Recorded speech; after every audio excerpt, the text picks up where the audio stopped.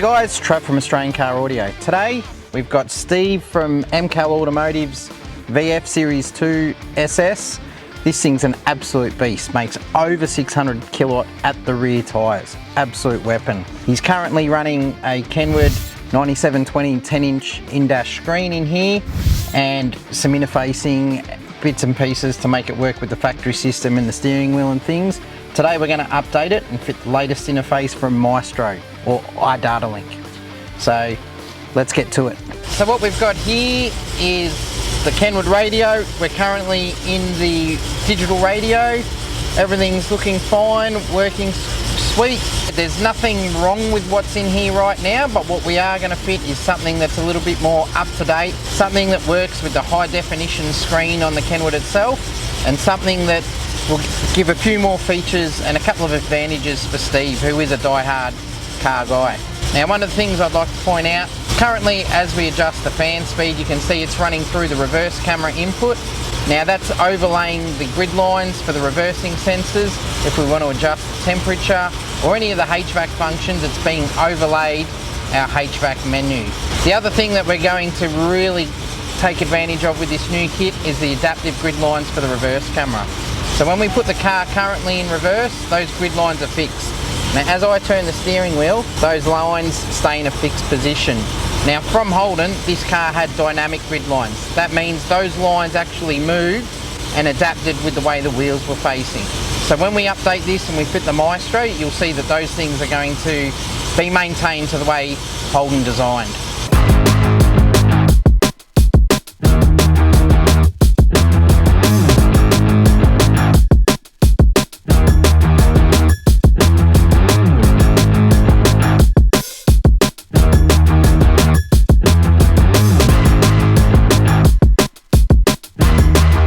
Alright, so now we've got the dash completely apart, we've removed the screen, we've removed our trims, we've got the task of removing all the old interface module and wiring. As you can see, there's quite a lot in there. Once we get that all out and returned back to original, then we'll start looking into and setting up our Maestro.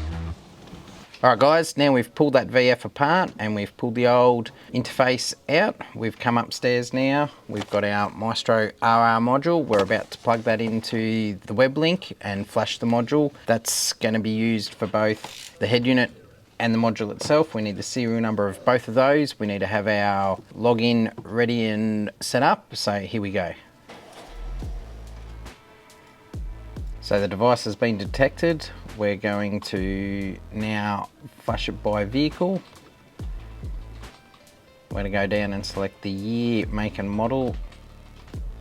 In this situation, we've got a 2016 VF Commodore. So we'll scroll down until we find the VF Commodore. This particular situation we're flashing for is the 8-inch screen without bows.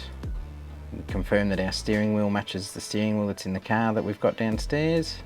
We select our brand of head unit and we need to enter the serial number of our unit. Important to note that you won't be able to flash any international or parallel imported modules and head units. Then we work through and select the components that we're using.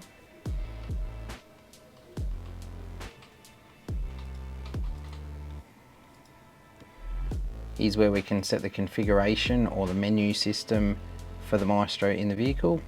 Now run your eyes over and just make sure that the steering wheel buttons are going to do the function that you want. If they're not, you can go through here and you've got a selection that you can change from. But in this situation, we're going to go with what's been provided. Now it's just prompting us to make sure that everything we've selected is correct. Our module, our vehicle, our steering wheel and our radio. You can see there that our unit has recognised the serial number and then it's domestically sourced radio. Then we hit flash.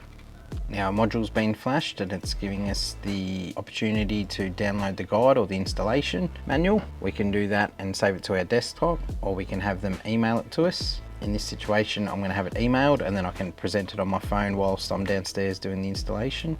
We can see at the top of the screen here, the flash was completed with success. Our device has been flashed. Perfect. Now we can unplug it, take it downstairs and do a quick test install before we make it all nice and pretty. Alright guys, we're back. We're about to start the installation. As seen, we've flashed our module. Quite a simple little process there on the computer. I've gone through, plugged up all our harnesses, And as you can see, I've neatened it all up there with some cloth tape just to make it nice and neat. We've actually done a test run in the car before we did all this to make sure everything worked lickety-split, and we're good. Now, onto the installation.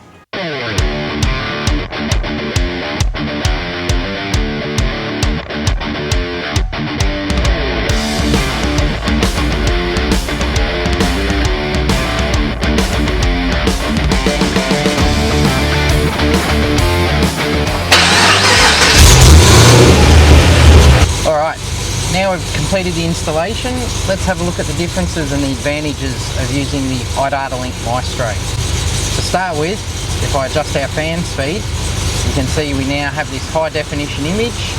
As I increase the fan speed, the graphic on the screen advances and we don't have the overlay of the reverse camera that we had previously. We adjust the temperatures, they go up and down as well.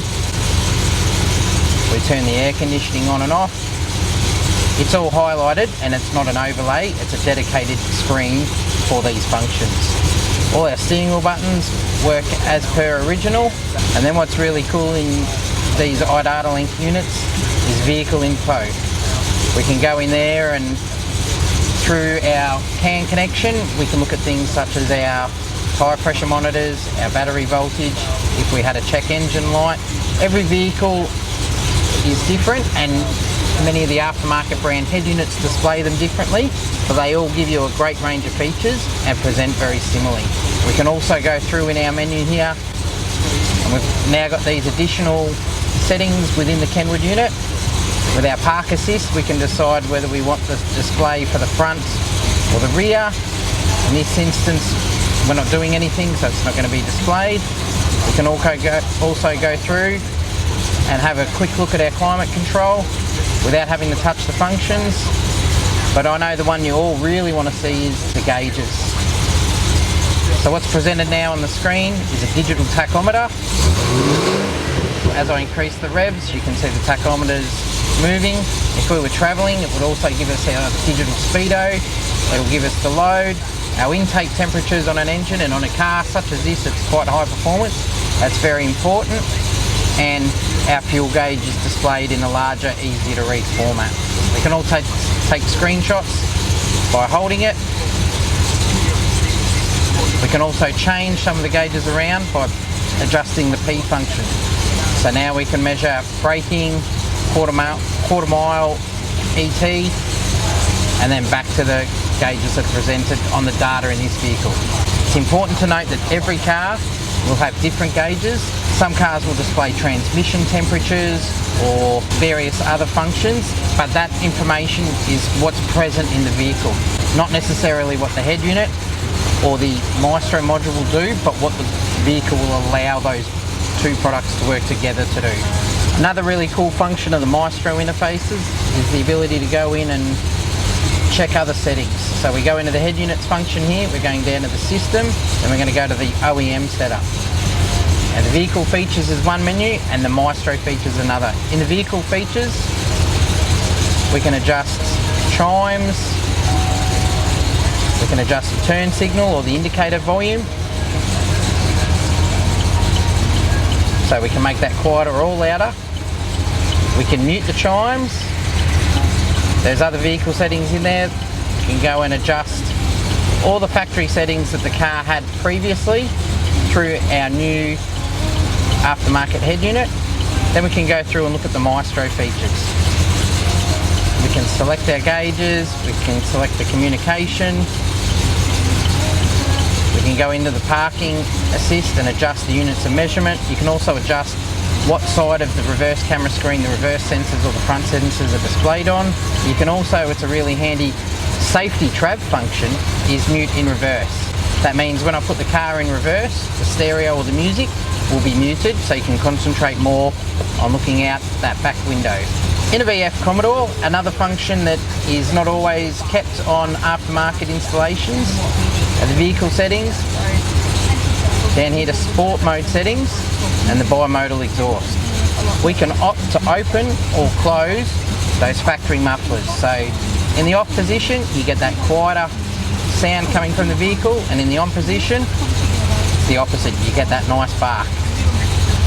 Alright, we're now going to give you an example of the adaptive grid lines or the moving parking line. So as you can see, car's in park, we pop it into reverse, our grid lines are there, I'm turning the steering wheel to drive out of the driveway, and now our lines are following with us.